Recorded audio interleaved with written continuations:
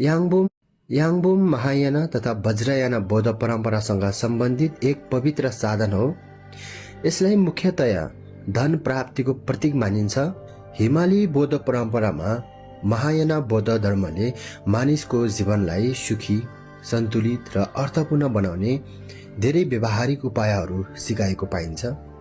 यी उपायहरू केवल आध्यात्मिक अभ्यासमा मात्र सीमित छैनन्, दैनिक जीवनमा आवश्यक पर्ने शान्ति, स्वास्थ्य, समृद्धि र पारिवारिक सद्भाव कायम गर्न पनि उपयोगी छन्। यिनै उपयोगी परम्पराहरूमध्ये एक महत्त्वपूर्ण साधन हो याङबुम। याङबुम भनेको के हो? याङबुम तिब्बती शब्द हो। याङ भन्नाले भाग्य, ऐश्वर्य, समृद्धि र जीवन शक्ति जनाउँछ। बुम भन्नाले कलश वा बाँडो भन्ने अर्थ बुझिन्छ। यसरी याङबुम भन्नाले समृद्धि, भाग्य र सकारात्मक ऊर्जालाई धारण गर्ने पवित्र कलश भन्ने बुझिन्छ। नेपाली तथा हिमाली समुदायमा यसलाई ग्याङबुम, धन कलश वा सह कलश पनि भनिन्छ। याङबुमलाई विधिपूर्वक प्रार्थना, मन्त्र र शुभ सामग्रीहरू राखेर तयार गरिन्छ। तर केवल धन प्राप्तिको प्रतीक मात्र नभई धन, स्वास्थ्य, दीर्घायु, शान्ति र पुण्य वृद्धिको आधारका रूपमा पनि लिइन्छ।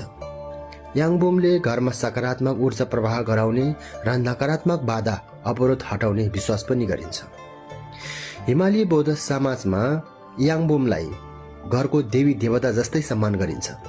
याङबुम राख्नुको मुख्य फाइदाहरू आर्थिक स्थिरता र समृद्धिमा सहयोग, जीविकोपार्जन र व्यवसायमा आउने बाधा कम हुनु, परिवारमा शान्ति, सद्भाव र सुख कायम हुनु, स्वास्थ्य सुधार र दीर्घायुको कामना, मानसिक शान्ति र आत्मविश्वास बढ्नु, पुण्य र सकारात्मक कर्म सञ्चित हुन सहयोग। यसकारण याङबुम केवल भौतिक धनको लागि मात्र होइन, समग्र जीवन सन्तुलनका लागि उपयोगी साधन मानिन्छ।